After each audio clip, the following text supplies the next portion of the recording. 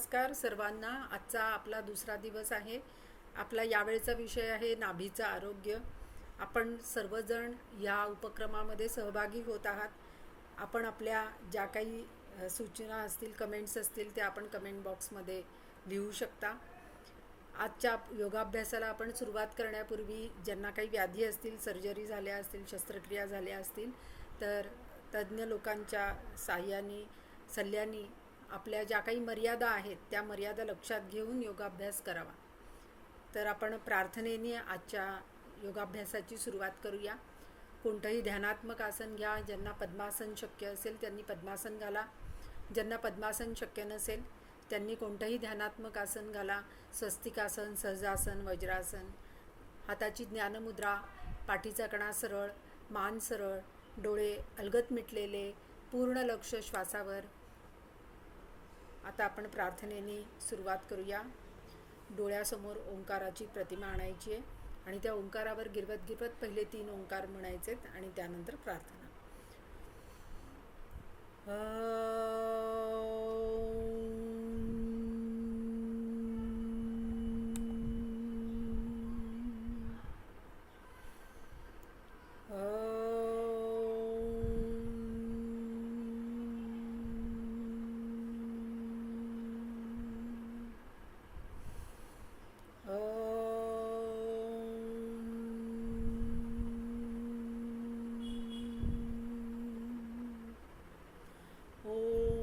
संगच्छध्वं संवदध्वं संवो मनांसि जानता देवाभागं यथा पूर्वे संज्ञानाना उपासते संज्ञानाना उपासते.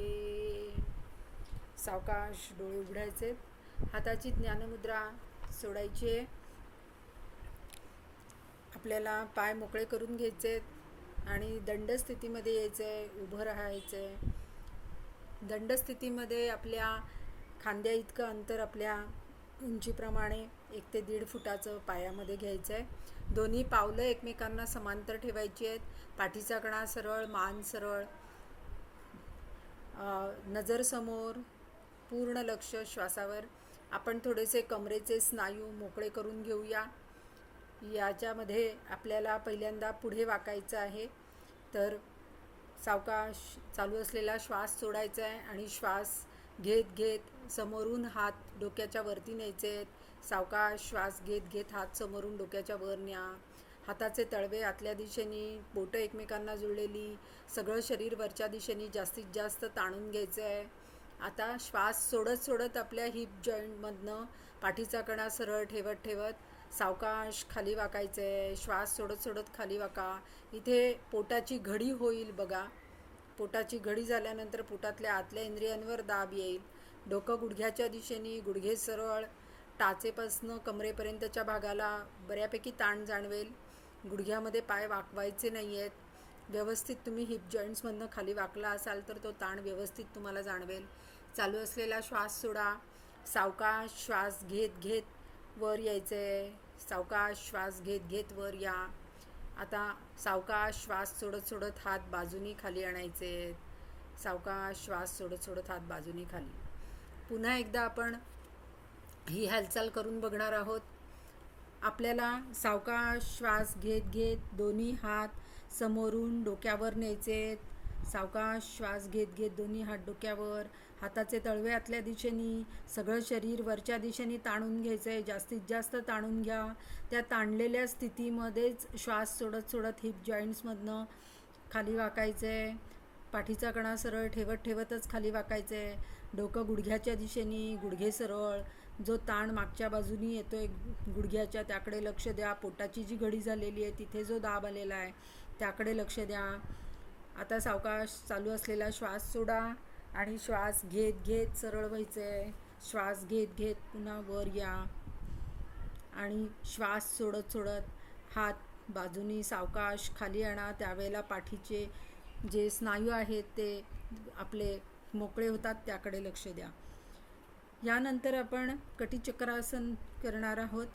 यामध्ये आपल्याला दोन्ही हात जे आहेत ते खांद्याच्या रेषेमध्ये आणायचे आहेत. दोन्ही हात खांद्याच्या रेषेमध्ये आणा.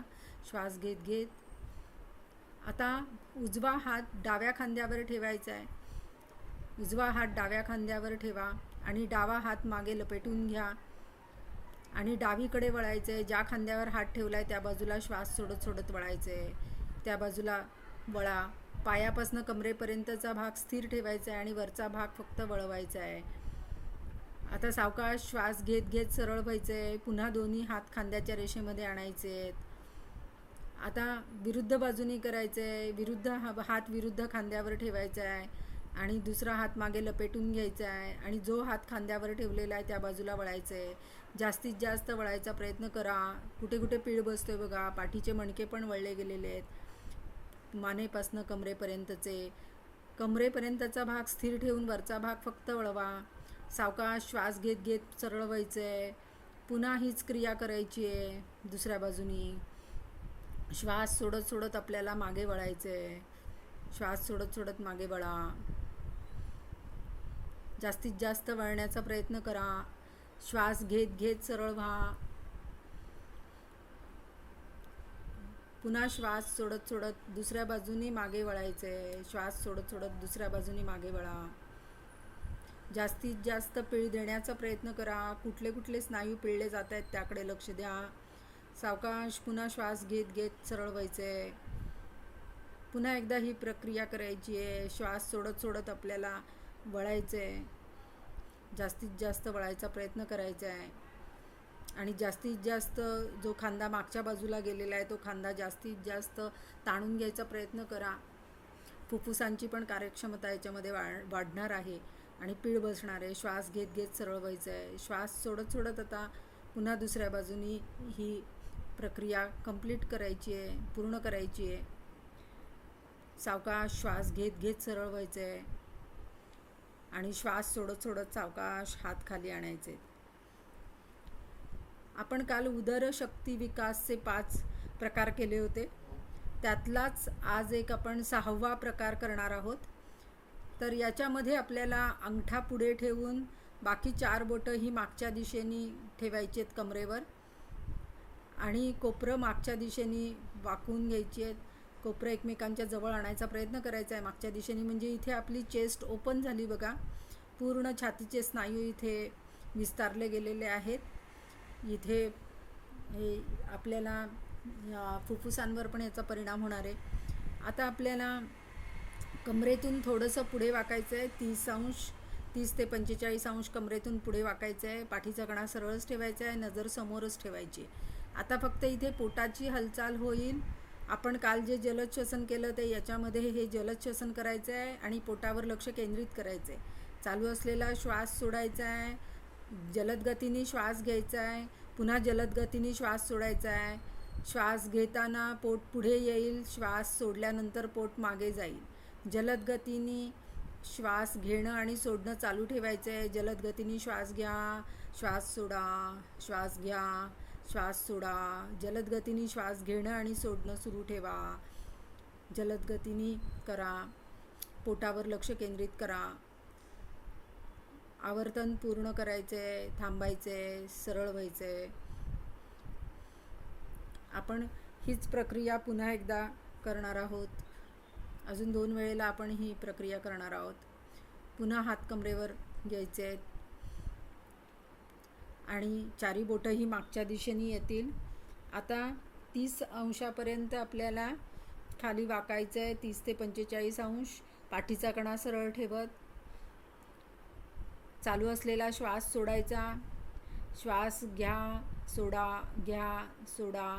जलद गतीने श्वास घेणं आणि सोडणं चालू ठेवा. फक्त नाकपुड्यांची आणि पोटाची हालचाल होऊ देत. पोटावर लक्ष केंद्रित करा. याच्यामुळे नाभीचे स्नायूंमधली ताकद वाढणार आहे. नाभीच्या आजूबाजूच्या इंद्रियांवरला पण याचा चांगला परिणाम होणार आहे. उदरामधली शक्ती वाढणार आहे. उदरशक्ती विकास असंच या प्रक्रियेचं नाव आहे. आपली प्रक्रिया चालू ठेवायची आहे. चालू असलेलं आवर्तन पूर्ण करायचं आहे आणि सावकाश सरळ व्हायचं आहे. अजून एकदा आपण ही प्रक्रिया करणार आहोत. 3 वेळा आपण करतोय. घरी तुम्ही अधिक वेळा पण करू शकता. एका आवर्तनामध्ये 15 ते 20 आवृत्त्या करणं अपेक्षित आहे. तर आपण सावकाश 30 अंशापर्यंत यायचं आहे आणि आता जलद श्वसन करायचं आहे. इथे चालू असलेला श्वास सोडा, श्वास घ्या, सोडा. जलद गतीने श्वास घेणं सोडणं चालू ठेवायचं आहे. पोटाची जी हालचाल होती त्याकडे लक्ष द्यायचं आहे. जलद गतीने पोटाची हालचाल झाली पाहिजे. जलद गतीने श्वास घेणं आणि सोडणं झालं पाहिजे. यामुळे नाकपुड्यांचा मार्गसुद्धा मोकळा होणार आहे. श्वसन मार्ग आपला मोकळा होणार आहे. उदरामधली ताकद वाढणार आहे. इथे निगेटिव्ह आणि पॉझिटिव्ह प्रेशर उदरामध्ये येतं प्रत्येक वेळेला. त्याचा परिणाम आतल्या इंद्रियांवर होतो. चालू असलेलं आवर्तन पूर्ण करायचं आहे. सावकाश सरळ व्हायचं आहे. हात खाली आणायचे आहेत. आता आपल्याला ताडासन, तिर्यक ताडासन हा प्रकार करायचा आहे. यामुळे आपल्या कमरेचे स्नायू आणि उदराच्या आजूबाजूचे स्नायू मोकळे होणार आहेत. तर यासाठी आपल्याला सावकाश श्वास घेत घेत दोन्ही हात समोरून वरती न्यायचे आहेत. सावकाश दोन्ही हात समोरून वर न्या आणि दोन्ही हातांची बोटं एकमेकांमध्ये गुंफून घ्यायची आहेत आणि हाताचे तळवे वरच्या दिशेने ताणून घ्यायचे. जास्तीत जास्त ताणून घ्या. कमरेपासूनचा सगळा भाग वरच्या दिशेने जास्तीत जास्त ताणा जास्तीत जास्त वरच्या दिशेने. आणि या ताणलेल्या स्थितीमध्येच आपल्याला सावकाश श्वास सोडत सोडत पहिल्यांदा उजवीकडे वाकायचं आहे. श्वास सोडत सोडत उजवीकडे वाका. त्यावेळेला आपल्याला डाव्या बाजूला जो ताण आलेला आहे टाचेपासनं वरच्या हातापर्यंत त्याकडे लक्ष द्या. श्वास घेत घेत सरळ व्हा. श्वास सोडत सोडत आपल्याला आता डावीकडे वाकायचं आहे आणि उजव्या बाजूला जो ताण आलेला आहे त्याकडे लक्ष द्यायचं आहे. जास्तीत जास्त जितकं वाकता येईल तेवढं वाकायचा प्रयत्न करा. पुढे झुकायचं नाही आहे. पुढे न झुकता मागे सगळी पाठ सरळ ठेवून वाकायचा प्रयत्न करायचा आहे. जे पुढे झुकत असतील त्यांनी भिंतीला टेकून केलं तरी चालेल. सावकाश पुन्हा आता आपल्याला दुसऱ्या बाजूला श्वास सोडत सोडत वाकायचं आहे. उजवीकडे वाकायचं आहे. श्वास घेत घेत सरळ व्हायचं आहे. श्वास सोडत सोडत डावीकडे वाका. उजव्या बाजूला आलेल्या ताणाकडे लक्ष द्या. श्वास घेत घेत सरळ व्हा. श्वास सोडत सोडत उजवीकडे वाकायचे सोडत सोडत. पुन्हा श्वास घेत घेत सरळ. श्वास सोडत सोडत डावीकडे. श्वास घेत घेत सरळ. श्वास सोडत सोडत उजवीकडे. श्वास घेत घेत सरळ. श्वास सोडत सोडत डावीकडे. पुन्हा श्वास घेत घेत सरळ व्हायचे आणि श्वास सोडत सोडत दोन्ही हात सावकाश खाली आणायचे. छान. यामुळे आपल्या शरीरामध्ये जे बदल झालेले आहेत ते बदल काय काय झालेले आहेत हे टिपण्याचा प्रयत्न करा. आपल्या शरीरामध्ये कुठे कुठे रक्ताभिसरण वाढलेलं आपल्याला जाणवतं आहे. कुठली सांधे मोकळे झालेले जाणवत आहेत. त्याकडे बारकाईने लक्ष देण्याचा प्रयत्न करा. आपल्यालाच आपल्या शरीरामध्ये झालेले बदल बरोबर कळतात. आता आपण खाली बसायचं आहे. खाली बसून आपण उदरसंचलनाचे 2 प्रकार करणार आहोत. तर खाली बैठक स्थितीमध्ये यायचं आहे. पायामध्ये पाठीचा कणा सरळ ठेवायचा आहे. दोन्ही पाय सरळ आहेत. पायाचे चवडे उभे आहेत आणि दोन्ही पाय मांडीपासनं टाचेपर्यंत जमिनीला टेकलेले आहेत. आता याच्यामध्ये आपल्याला पायामध्ये 1 ते 1.5 फुटाचं थोडंसं अंतर घ्यायचं आहे. दोन्ही हात जे आहेत त्या हाताची बोटं एकमेकांमध्ये गुंफून घ्यायची आहेत. हात समोर घेऊन कोपरं सरळच ठेवायची आहेत. हे करत असताना कोपरं बिलकुल वाकवायची नाही आहेत. कोपरं सरळच ठेवायची आहेत. उदरसंचलन, उदर म्हणजे पोट, तर कमरेजवळ आपला नेहमी वात जो वाढतो तो कमरेच्या ठिकाणी, पोटाच्या ठिकाणी वात वाढलेला असतो. तो वात निघून जाण्यासाठी याचा चांगला उपयोग होणार आहे आपल्याला. तर यासाठी आपल्याला याला चक्की चालन असं पण हिंदीमध्ये म्हटलं जातं. जसं जात्यावर आपण पीठ दळतो तसं हे दिसतं. तर आपल्याला सुरू करायचं आहे. पहिल्यांदा डावीकडनं उजवीकडे आपण करणार आहोत. डावीकडनं उजवीकडे जास्तीत जास्त मोठं गोल करायचा प्रयत्न करा, वर्तुळ करायचा प्रयत्न करा. पायाच्या बोटाच्या बाहेरून हात नेण्याचा प्रयत्न करा. जास्तीत जास्त मागे जायचं आहे. पुन्हा जास्तीत जास्त पुढे जाण्याचा प्रयत्न करायचा आहे. कमरेचे स्नायू, पोटाचे स्नायू यावर लक्ष केंद्रित करायचं आहे. तिथला वात आपला कमी होणार आहे. एका दिशेने आपल्याला 5 वेळा करायचे आहे. कोपरामध्ये हात सरळ ठेवूनच करायचे आहे. कोपरामध्ये हात वाकवायचे नाहीत. अतिशय सावकाश हे करायचे आहे. 5 वेळा एका बाजूनी झाल्यानंतर 5 वेळा आपल्याला दुसऱ्या बाजूनी करायचे आहे. ह्या पद्धतीने सुरू ठेवा करणं. जास्तीत जास्त मोठा गोल काढायचा प्रयत्न करा आणि तुम्हाला लक्षात येईल की जेव्हा आपण एकदा करतो तेव्हा दुसऱ्यांदा आपले हात अजून पुढे जातात. आता आपण विरुद्ध बाजूनी करायचे 5 वेळा झाल्यानंतर आपल्या असं लक्षात येईल की नंतरच्या वेळेला आपल्या हात जे आहेत ते जास्तीत जास्त बोटांच्या पुढे चाललेले आहेत. ज्यांना कमरेचा वगैरे काही त्रास असेल त्यांनी कमरेखाली उशी ठेवून केलं तरी चालतं. ज्यांना कंबरदुखीचा वगैरे त्रास असेल त्यांनी कमरेखाली उशी ठेवायची, त्या उशीवर बसायचं आणि मग हे करायचं. याचा खूप चांगला उपयोग होतो. कमरेजवळचा मेद कमी होण्यासाठी, पोटावरचा मेद कमी होण्यासाठी आणि तिथे साठलेला जो वात आहे, कारण वात साठण्याची प्रवृत्ती ही कमरेजवळच असते. आपलं दोन्ही बाजूला 5-5 वेळा झाल्यानंतर आता आपल्याला याचा पुढचा अजून एक प्रकार आपण करणार आहोत. दुसरा प्रकार, यामध्ये आपल्याला पायामध्ये जेवढं जास्तीत जास्त अंतर घेता येईल तेवढं घ्यायचं आहे.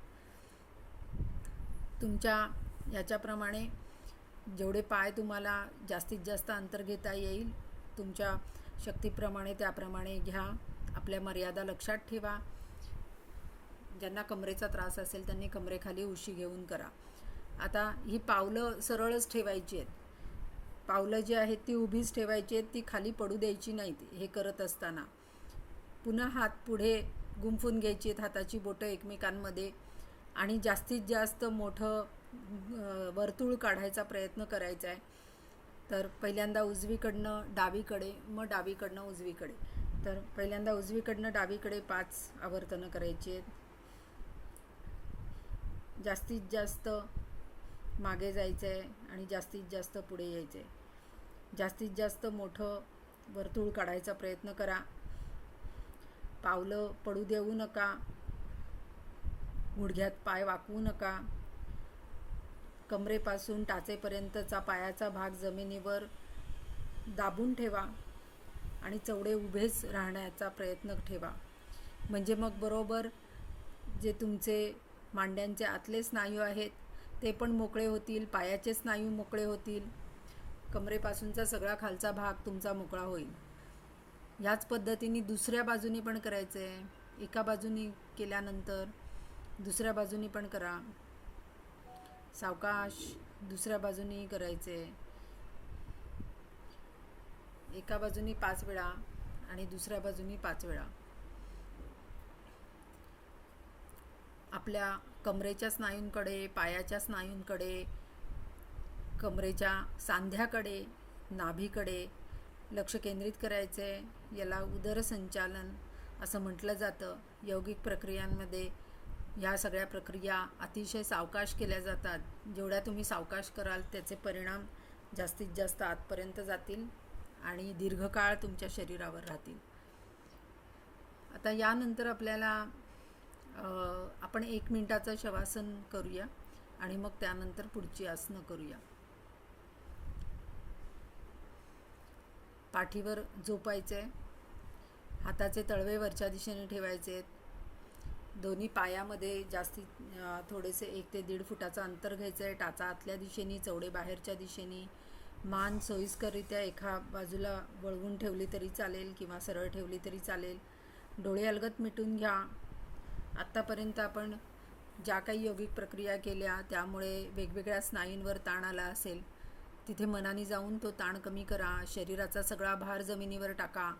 जास्तीत जास्त स्नायू ढिले टाका, म्हणजे कमीत कमी वेळात जास्तीत जास्त विश्रांती आपल्याला शवासनामध्ये मिळते. पूर्ण लक्ष श्वासावर. हळूहळू शरीरावरचे आणि मनावरचे ताण निघून गेलेले आहेत. आपल्या शरीरामध्ये जे काही सूक्ष्म बदल आपल्याला झालेले जाणवत आहेत त्याकडे लक्ष द्या.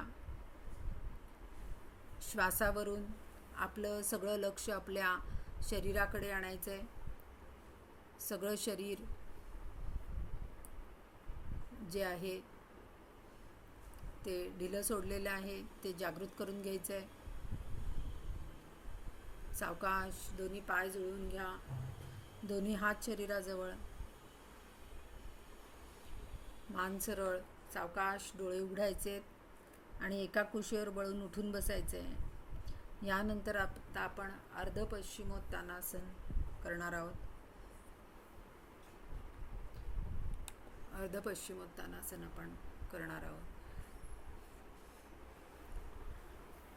त्यासाठी दोन्ही दंडासनामध्ये आपण आलेलो आहोत. पाठीचा कणा सरळ आहे, नजर समोर आहे, हाताचे तळवे जमिनीवर टेकलेले आहेत, दोन्ही पाय समोर आहेत आणि चवडे उभे आहेत. आता चवडे जे आहेत ते स्वतःकडे खेचून घ्यायचे. दोन्ही पायांचे चवडे स्वतःकडे खेचून घ्या. जो खाली ताण जाणवतोय त्याकडे लक्ष द्या. आता आपल्याला अर्ध पश्चिमोत्तानासन करायचं आहे. आपल्याला पहिल्यांदा उजवा पाय डाव्या पायाच्या मांडीजवळ टेकवून घ्यायचा आहे. जास्तीत जास्त टाच जी आहे ती पेरिनियमच्या जवळ आणायचा प्रयत्न करा आणि गुडघा जो आहे तो जमिनीवर टेकलेला आहे. दुसरा पाय सरळच आहे. आता आपण डावा पाय दुमडून घेतलेला आहे, तर डाव्या हाताने उजव्या पायाचा अंगठा पकडायचा आहे. डाव्या हाताने उजव्या पायाचा अंगठा पकडा. उजवा पाय सरळच ठेवायचा आहे.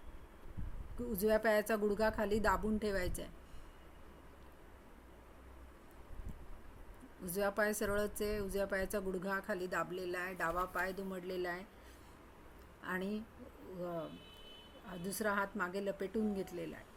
श्वास घ्या आणि सावकाश श्वास सोडत सोडत आपल्याला खाली जायचं आहे आणि कपाळ गुडघ्याला लावायचा प्रयत्न करायचा आहे. जर कपाळ गुडघ्याला लागत असेल तर आपला कोपर जे आहे ते जमिनीला टेकवायचा प्रयत्न करायचा. पूर्ण लक्ष श्वासावर. याच्यावर पोटाची घडी होते, संथ श्वसन. त्यामुळे आपल्या स्वादुपिंड, यकृत, मोठं आतडं या सगळ्यावर याचा परिणाम होणार आहे. तिथे नाभीजवळ जे मणिपूर आणि स्वादिष्टान चक्र आहे त्या चक्रांना पण याचा परिणाम होणार आहे. त्या चक्रांवर पण याचा परिणाम होणार आहे. टाचेपासून मानेपर्यंतचा नाड्या ताणल्या गेलेल्या आहेत त्याकडे लक्ष द्या. चालू असलेला श्वास सोडा. सावकाश श्वास घेत घेत आसन स्थिती सोडायची. श्वास घेत घेत वर या. श्वास सोडत सोडत आपल्याला हात दोन्ही पूर्वस्थितीला आणायचे आहेत आणि जो दुमडलेला पाय आहे तो सरळ करायचा आहे. याच पद्धतीने आपल्याला दुसऱ्या बाजूनी करायचं आहे. आता दुसऱ्या पायाने करायचं आहे. जो दुमडलेला पाय आहे तो सरळ ठेवायचा आहे आणि जो सरळ असलेला पाय आहे तो दुमडून घ्यायचा आहे. त्या पायावर बसायचं नाही आहे. विरुद्ध हाताने विरुद्ध पायाचा अंगठा पकडायचा आहे आणि दुसरा हात मागे लपेटून घ्यायचा आहे. पूर्ण पाय जमिनीवर टेकलेला आहे जो सरळ आहे तो. स्वतःकडे पायाचं पाऊल खेचून घेतलेलं आहे.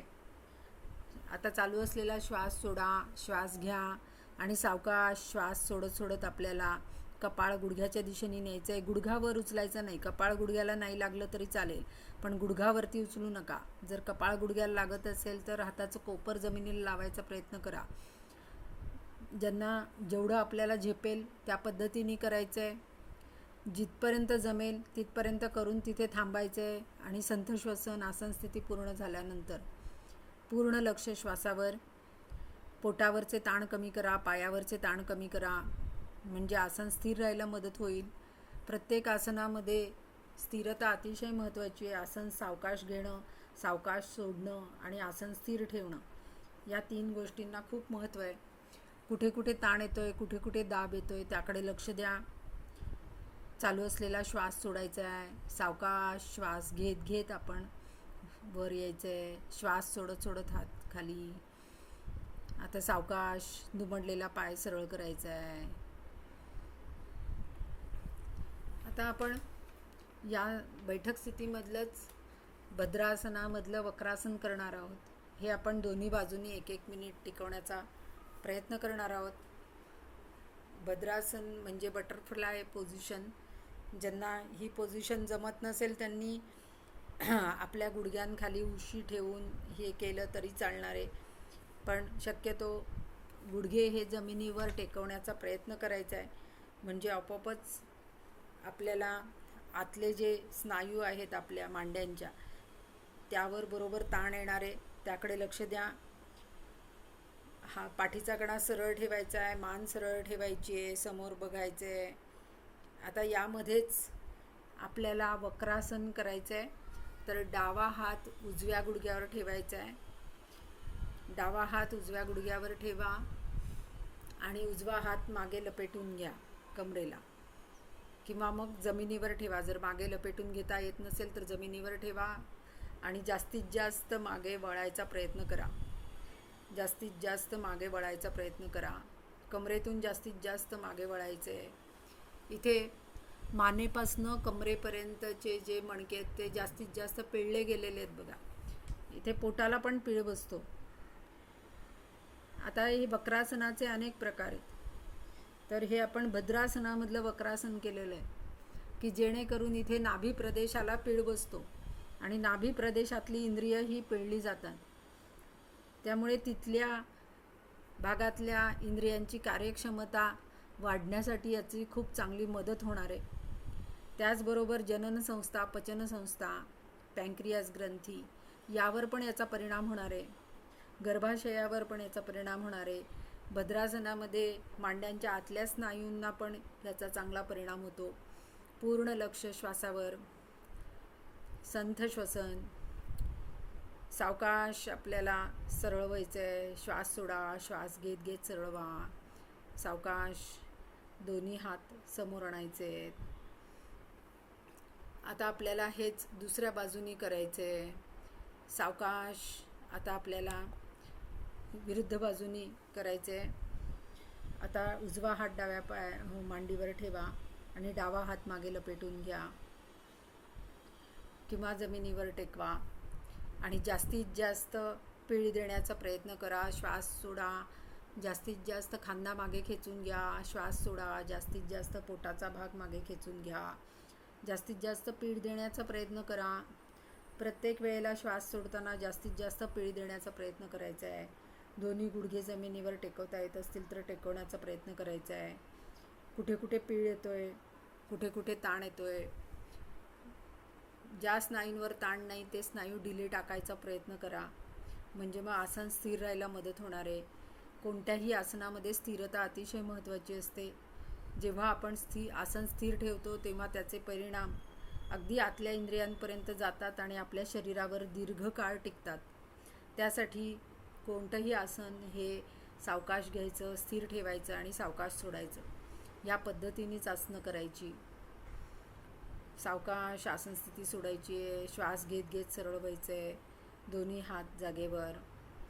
भद्रासनामध्ये थांबायचं आहे. तसंच पाय सरळ करायचे. पाय सरळ करा. सावकाश पाय सरळ करा. आता आपण याच्यानंतर उत्तानपादासनाचे काही प्रकार करणार आहोत.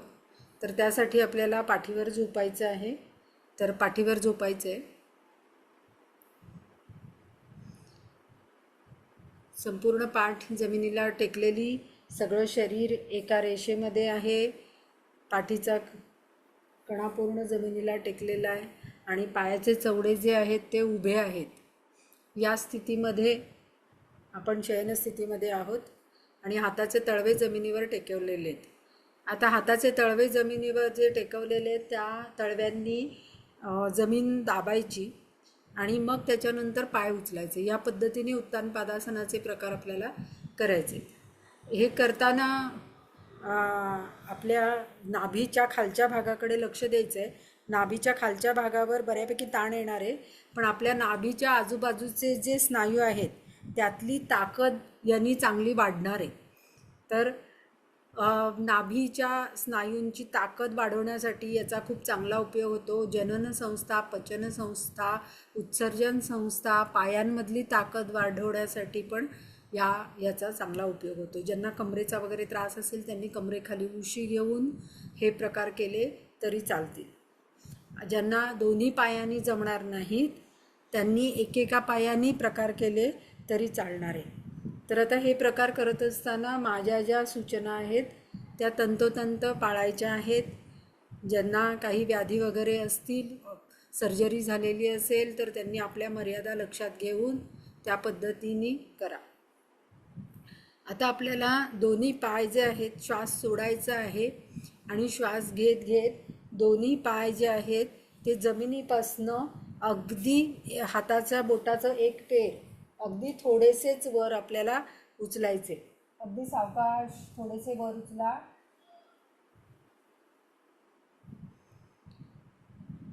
फक्त एक पेर इतकेच थोडे खाली आणा अजून आणि आपल्या नाभीकडे लक्ष केंद्रित करा.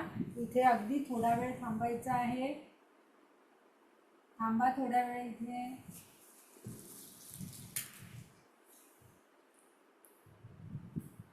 संथ श्वसन, सावकाश पाय खाली आणा. पुन्हा एकदा आपण हा प्रकार करणार आहोत. अगदी एक पेर बोटाचं एवढेच पाय थोडेसे जमिनीपासून वर आणायचे आणि पावलं स्वतःकडे खेचून घ्यायची आहेत. तोच प्रकार आपण पुन्हा करतोय आणि सावकाश पाय खाली आणायचे. सावकाश पाय खाली आणा. आपण प्रत्येक प्रकार 2-2 वेळा करतो आहोत कारण ज्यांना दोन्ही पायांनी जमणार नाही त्यांनी एकेका पायानी हा प्रकार करा. आपण 2-2 वेळा हे प्रकार करतो आहोत. आता आपण दुसरा प्रकार करणार आहे. ह्याच्यामध्ये पाय अगदी 10 अंशापर्यंतच वरती आणायचे. 10 डिग्री 10 डिग्रीपर्यंतच आपल्याला पाय वर न्यायचे. चालू असलेला श्वास सोडा. सावकाश श्वास घेत घेत पाय 10 अंशापर्यंतच वरती आणा. थांबा तिथे 5 सेकंद तरी थांबा आणि सावकाश पाय खाली आणा. आता इथे कुठेही पाय आपटायचे नाही आहेत. ज्यांना बिलकुलच पाय वरती घेणं जमत नसेल, एक एक पायही वरती घेणं जमत नसेल, त्यांनी एखादी ओढणी घ्यायची, ओढणी पायाला बांधायची आणि त्यांनी पाय वरती उचलायचा प्रयत्न करायचा. हे पाय वरती उचलत असताना पावलं स्वतःकडे खेचलेली ठेवा. पावलं स्वतःकडे खेचून घ्या. म्हणजे मग गुडघ्याच्या पाठीमागे तो ताण येतो त्याकडे लक्ष द्यायचं आहे. पावलं स्वतःकडे खेचून घेऊन मग हे प्रकार करायचे. पुन्हा आपण 10 डिग्री पाय जे वरती उचलले होते 10 अंशापर्यंत तो प्रकार आपण पुन्हा करणार आहोत. तर 10 अंशापर्यंत पाय वरती उचला. सावकाश पाय वर उचला आणि पुन्हा सावकाश पाय खाली आणा. अतिशय सावकाश करायचं आहे. नाभीच्या भागावर लक्ष केंद्रित करायचं आहे. ओटीपोटाच्या बाजूला बऱ्यापैकी ताण येईल त्याकडे लक्ष द्या. ओटीपोटाच्या बाजूला बऱ्यापैकी ताण येईल त्याकडे लक्ष द्यायचं आहे.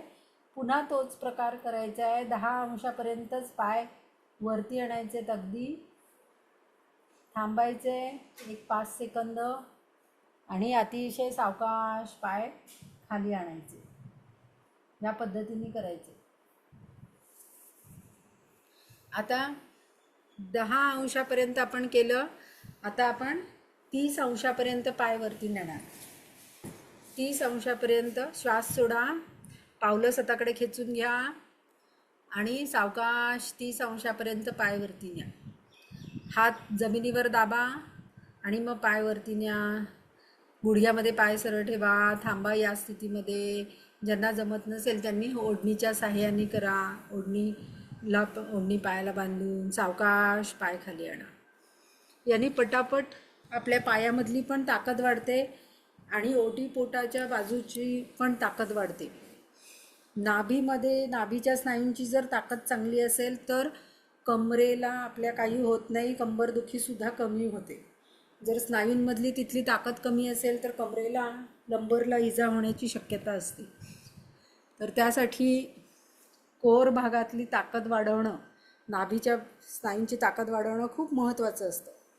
तर त्यासाठी या उत्तान पादासनाच्या प्रकारांचा खूप चांगला उपयोग होतो. हे प्रकार रोज केले तरी तुम्हाला 8 दिवसामध्ये फरक जाणवतो.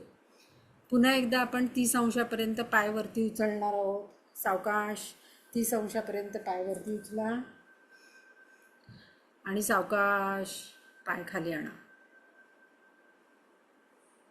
आता आपण 45 अंशापर्यंत पाय वर उचलणार आहोत. तर 45 अंशापर्यंत पाय वर उचलायचे. सावकाश 45 अंशापर्यंत पाय वर उचला.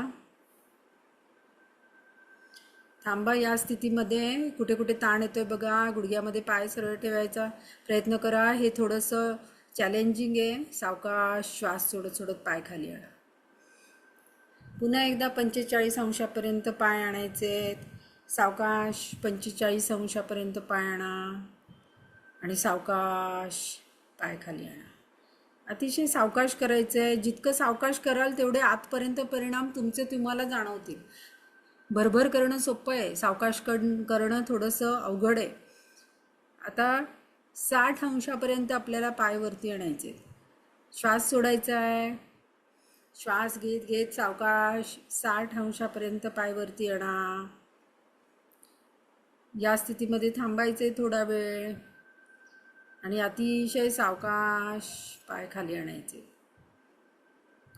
पुन्हा आपण करणार आहोत 60 अंशापर्यंत पाय वरती आणणार आहोत. आपण हे 2-2 वेळा करतोय कारण ज्यांना दोन्ही पायांनी जमत नाही ते एकेका पायानी करतायत, तर त्यांनी एका पायानी एकदा, एका पायानी एकदा. ज्यांना दोन्ही पायांनी जमतंय त्यांनी दोन्ही पायांनी 2दा. आता आपण 90 अंशापर्यंत पाय वरती नेणार आहे. कुठेही झटका द्यायचा नाही आहे पायाला. वर नेताना खाली आणताना नियंत्रित हालचाली करायच्या आहेत. अतिशय सावकाश पाय वर न्यायचे आहेत. कुठेही भरभर करू नका, झटका देऊ नका. आता या स्थितीमध्ये थोडा वेळ थांबा आणि इथे पायाच्या मूवमेंट करायच्या आहेत. पाय स्वतःकडे खेचून घ्या. पावलं स्वतःकडे खेचा. पावलं पावलं पावलं स्वतः हाताने पायाला पकडलं तरी चालेल. आता वरती ताणून घ्या पावलं. अँकलच्या मूवमेंट करायच्या आहेत. पुन्हा पावलं स्वतःकडे खेचून घ्यायची आहेत. कुठे कुठे ताण येतोय बघा. गुडघेदुखी बऱ्यापैकी कमी होते असं केल्यानंतर. सावकाश स्वतःकडे खेचून घ्यायचं आहे. हाताने पायाला पकडलं तरी चालेल या स्थितीमध्ये, किंवा भिंतीला टेकून, ज्यांना जमत नसेल त्यांनी भिंतीला टेकून पाय केलं तरी चालणार आहे. सावकाश स्वतःकडे पुन्हा पावलं खेचून घ्या आणि वरती ताणून घ्या. आता गुडघ्यामध्ये पाय न वाकवता पूर्ण श्वास सोडत सोडत अतिशय सावकाश, जितकं सावकाश जाता येईल तेवढं सावकाश खाली न्यायचेत पाय. एकदम सावकाश खाली न्यायचे. खूप सावकाश पाय खाली न्या. ओटीपोटाच्या तिथे बऱ्यापैकी ताण जाणवेल. ओटीपोटावरचा ताण कमी करायचा आहे. या स्थितीमध्येच थोडा वेळ थांबायचं आहे. शवासनामध्येच पोटावरचा ताण कमी करा. पोटाचे स्नायू ढिले सोडा. ओटीपोटावर बऱ्यापैकी ताण आला असेल तो ताण काढून टाका. यानंतर आपल्याला कमरेवरचे ताण पण काढून टाकायचे. समजा उत्तान पादासनामुळे कमरेवर ताण आला असेल तर तो पुढच्या आसनामध्ये निघून जाणार आहे आपला. आपण एकेका पायाने पवनमुक्तासन करणार आहोत. तर पहिल्यांदा आपण उजव्या पायाने करणार आहे, मग दोन्ही पायाने करणार आहे आणि मग डाव्या पायाने करणार आहे. जशी आपली मोठ्या आतड्याची रचना असते त्या पद्धतीने हे पवनमुक्तासन केलं की आपल्या मोठ्या आतड्याला त्याचा उपयोग होतो, पचनसंस्थेला उपयोग होतो, अपान वायूसाठी त्याचा उपयोग होतो. तर कंबरदुखीसाठी सुद्धा पवनमुक्तासनाचा उपयोग होणार आहे. आपण सुलभ पवनमुक्तासन करणार आहोत. याच्यामध्ये आपण मान वरती उचलणार नाही. आता आपल्याला उजवा पाय गुडघ्यात दुमडून पोटावर घ्यायचा आहे आणि त्याला हाताने घट्ट मिठी मारायची आहे. सावकाश उजवा पाय गुडघ्यात दुमडून घ्या. हाताने घट्ट मिठी मारा. मान वरती उचलू नका. ज्यांना गुडघेदुखीचा खालचा पाय सरळ ठेवायचा आहे, खालच्या पायाचा गुडघा जमिनीवर टेकलेला ठेवायचा आहे, चवडा उभा ठेवायचा आहे. ज्यांना गुडघेदुखीचा त्रास असेल त्यांनी गुडघ्याच्या खालून हात घ्यायचा आहे. गुडघ्याच्या खालून हात घेऊन पाय पकडायचा आहे. जर ज्यांना गुडघेदुखीचा त्रास असेल त्यांनी हाताची घडी घालायची आहे. जसा वरनं पकडला होता तसाच खालून पकडायचा आहे. त्या पद्धतीने पकडा. आता या स्थितीमध्ये थांबायचं आहे. जास्तीत जास्त गुडघा पोटावर दाबून घ्या. पोटावर दाब आलेला जाणवतो आपल्याला. कमरेचे जे स्नायू आहेत ते ताणले जातात. सायटिकासाठी पण याचा उपयोग होतो, कंबरदुखीसाठी याचा उपयोग होतो, पचनसंस्थेसाठी याचा उपयोग होतो, जननसंस्थेला याचा उपयोग होतो. अतिशय आरोग्यदायी असं हे पवनमुक्तासन आहे. थोडा वेळ आपण या आसनामध्ये स्थिर राहणार आहोत.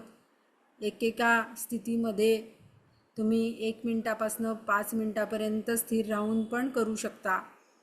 पूर्ण लक्ष श्वासावर. कुठे कुठे दाब येतोय, कुठले कुठले स्नायू ताणले जात आहेत त्याकडे लक्ष द्यायचं आहे. पूर्ण लक्ष श्वासावर.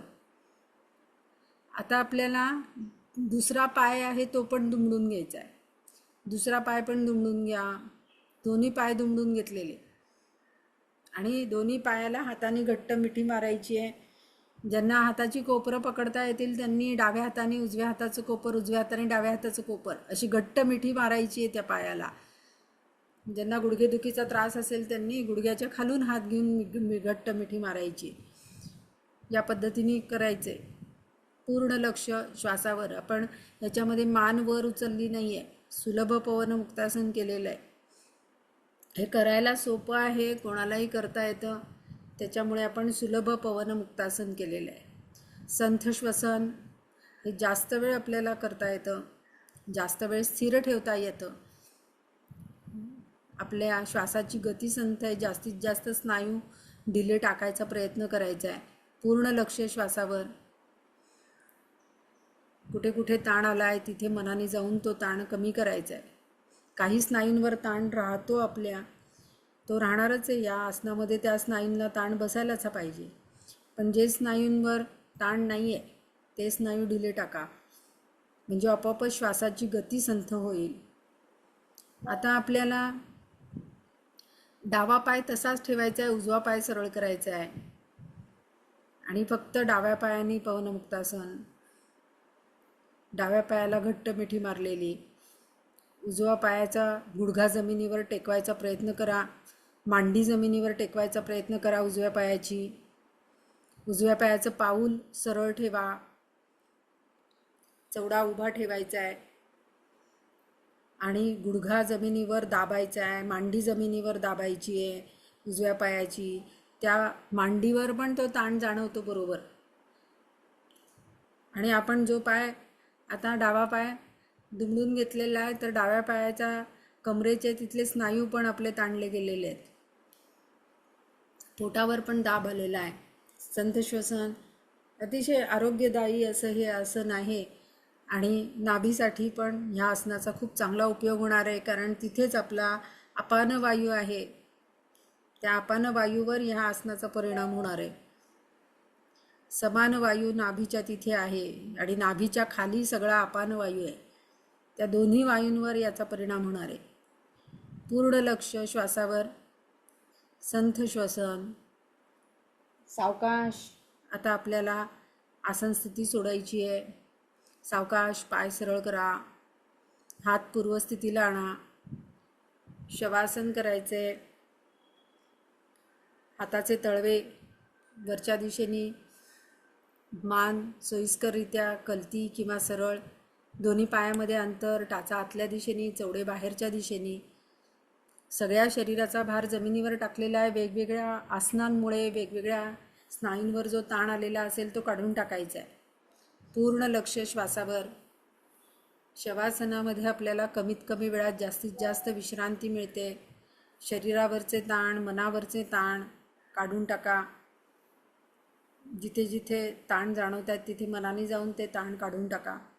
म्हणजे मग आपल्याला श्वसनाचा अभ्यास अधिक चांगला करता येईल. पूर्ण लक्ष श्वासावर.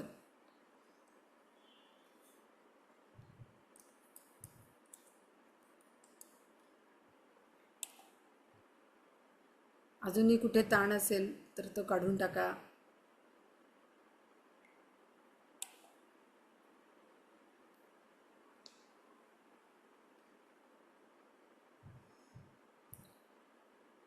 शवासन विश्रांतिकारक असं हे आसन आहे. या कमीत कमी वेळात जास्तीत जास्त विश्रांती आपल्याला या आसनामध्ये मिळते.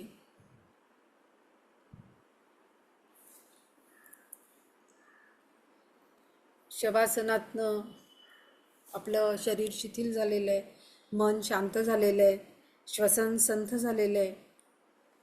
शवासनातून आता आपण सगळं शरीराकडे लक्ष केंद्रित करायचं आहे. सगळं शरीर जागृत करून घ्या. मान सरळ करा, सावकाश डोळे उघडायचे. आता आपल्याला या स्थितीमध्येच तडागासन करायचे.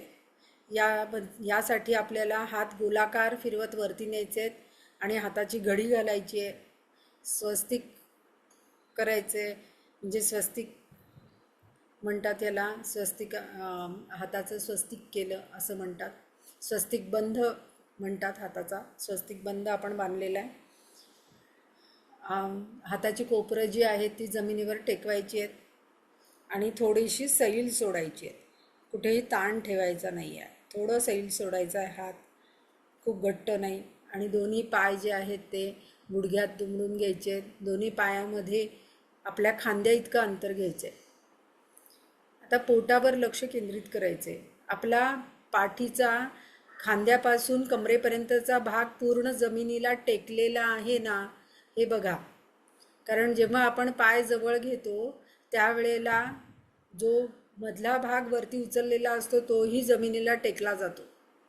पूर्ण कमरेपर्यंतचा भाग हा जमिनीला इथे टेकला जातो आणि मध्ये पोटाची अवस्था ही तडागासारखी होते, म्हणून याला तडागासन असं म्हटलं जातं. नाभीवर लक्ष केंद्रित करायचं आहे. यामध्ये आपल्याला उदर श्वसन आपोआप होताना दिसेल. श्वास घेतला की पोट वरती आलेलं दिसेल, श्वास सोडला की पोट खाली गेलेलं दिसेल. यामध्ये आपल्याला दीर्घ श्वसन करायचं आहे. याच्यामध्ये झोप लागू देऊ नका. याच्यामध्ये झोप लागली तर गाढ आणि शांत झोप लागते. ज्यांना झोप येत नाही ते पण रात्री हे आसन केलं तर त्यांना झोप छान लागते. पूर्ण लक्ष पोटावर. आता याच्यातूनच आपल्याला दीर्घ श्वसनाचा अभ्यास करायचा आहे. दीर्घ श्वास घ्यायचा, पोट वरती येईल. अगदी आपल्याला इतकं पोट फुगलेलं जाणवतं की आपण एखाद्या बलूनमध्ये, म्हणजे फुग्यामध्ये हवा भरल्यासारखं, पोटामध्ये हवा भरल्यासारखी पोट फुगलेलं जाणवतं. आणि अतिशय सावकाश श्वास सोडत सोडत पोट खाली न्यायचं आहे. जसं काही ते पोट आता आपल्या पाठीला टेकलेलं आहे इतकं पोट आतमध्ये जातं. पुन्हा सावकाश श्वास भरून घ्यायचा, दीर्घ श्वास. पोट वरती येईल. पूर्ण लक्ष पोटावर. ह्याचा खूप चांगला उपयोग आपल्या आरोग्यासाठी होणार आहे. सगळ्या व्याधींवर याचा खूप चांगला उपयोग होतो. तुमचे जे काही व्याधी आहेत, BP असेल, शुगर असेल, ते नियंत्रित राहायला खूप मदत होते. पूर्ण पोट फुगवायचं आहे श्वास घेताना आणि श्वास सोडताना पूर्ण पोट आतमध्ये जाईल. दीर्घ एकाच गतीने श्वास भरून घ्यायचा, पोट वरती येईल आणि दीर्घ एकाच गतीने श्वास सोडायचा आहे, पोट खाली जाईल. पुन्हा दीर्घ श्वास घ्या, दीर्घ श्वास सोडा. पूर्ण लक्ष पोटावर आणि श्वासावर. झोप लागू देऊ नका.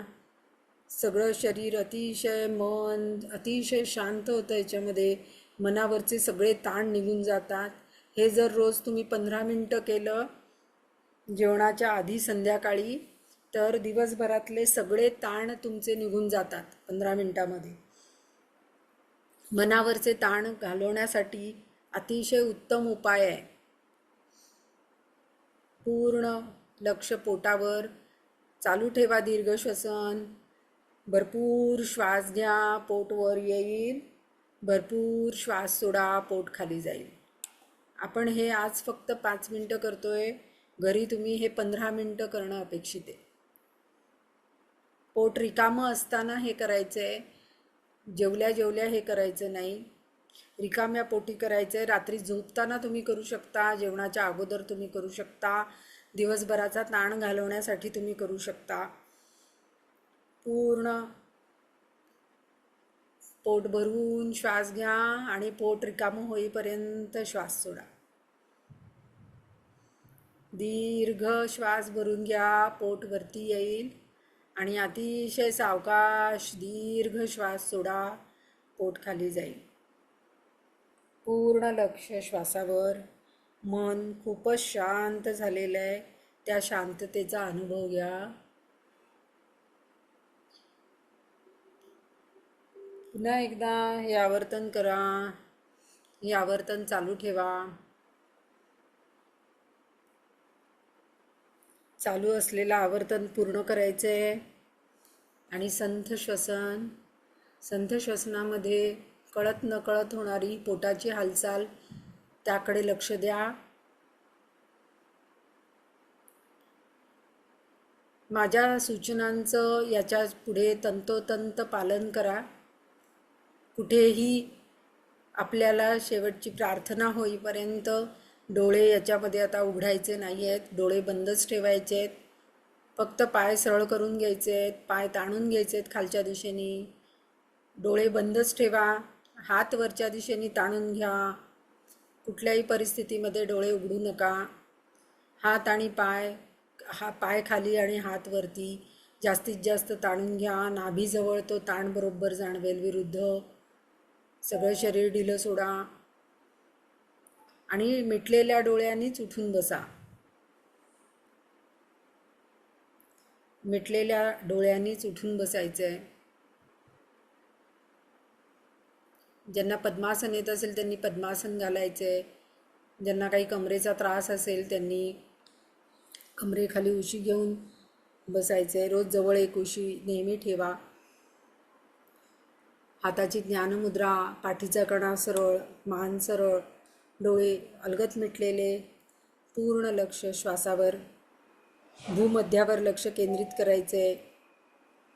मन अतिशय शांत झालेलं आहे. जेव्हा आपण तडागासनातलं दीर्घ श्वसन करतो त्यामध्ये मन अतिशय शांत होतं. त्या शांततेचा आनंद घ्यायचा आहे. संथ श्वसन. आधी आपण प्रार्थना म्हणणार आहोत, प्रार्थनेनंतर ओंकार म्हणणार आहोत.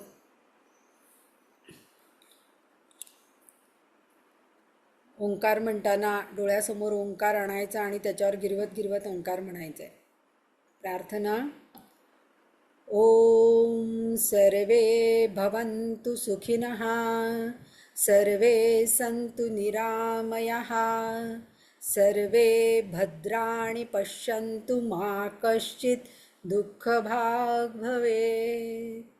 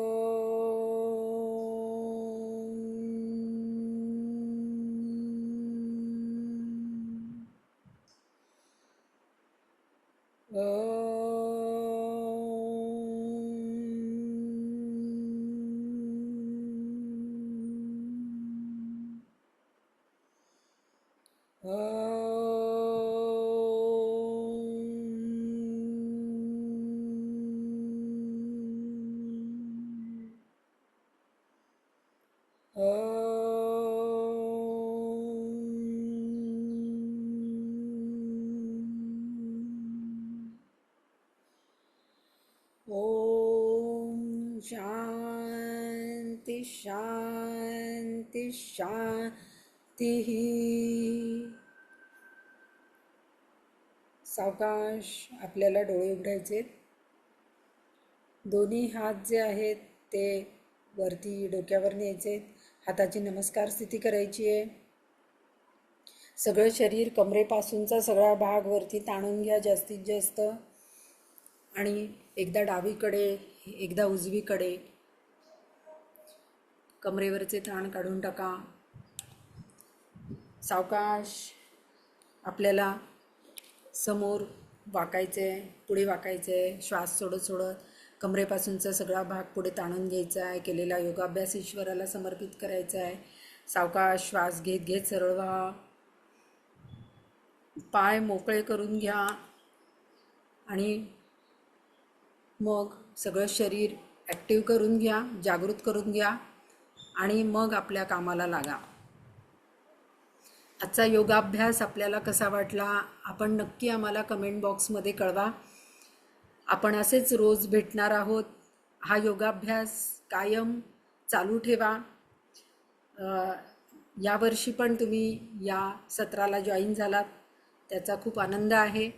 काल आपण पाहिलं होतं की गार पाण्याची जी पट्टी होती ती पोटावर ठेवायची. जेवण झाल्यानंतर मात्र ती पोटावर ठेवायची नाही आहे. जेवणाच्या अगोदर तुम्ही ठेवू शकता. जर तुम्हाला काही ताप सर्दी खोकला असेल तर ती पोटावर ठेवायची नाही. ही काळजी त्याच्यामध्ये घ्यायची आहे. आज आपण एक ॲक्युप्रेशरमधला नाभीचा एक पॉईंट बिंदू बघणार आहोत की तो पॉईंट जर दाबत राहिलं तर आपल्या नाभीचं आरोग्य, नाभी संतुलन हे व्यवस्थित राहतं. आपल्याबरोबर मधोमध हा पॉईंट असतो हाताच्या तळव्याच्या. आपल्याचा हाताचा तळवा म्हणजे आपलं सगळं शरीर आहे. तर ह्या हाताच्या तळव्याच्या बरोबर मधला जो बिंदू आहे तो म्हणजे नाभीचा बिंदू आहे. आणि त्याच्यावर अंगठ्याने हा दाब देत राहायचं. दाब द्यायचा, रिलीज करायचा. ह्या पद्धतीने जर दिवसभरात तुम्ही करत राहिलात तर तुमचं नाभीचं आरोग्य चांगलं राहायला मदत होते. तर असं दोन्ही हातावर तुम्ही देऊ शकता.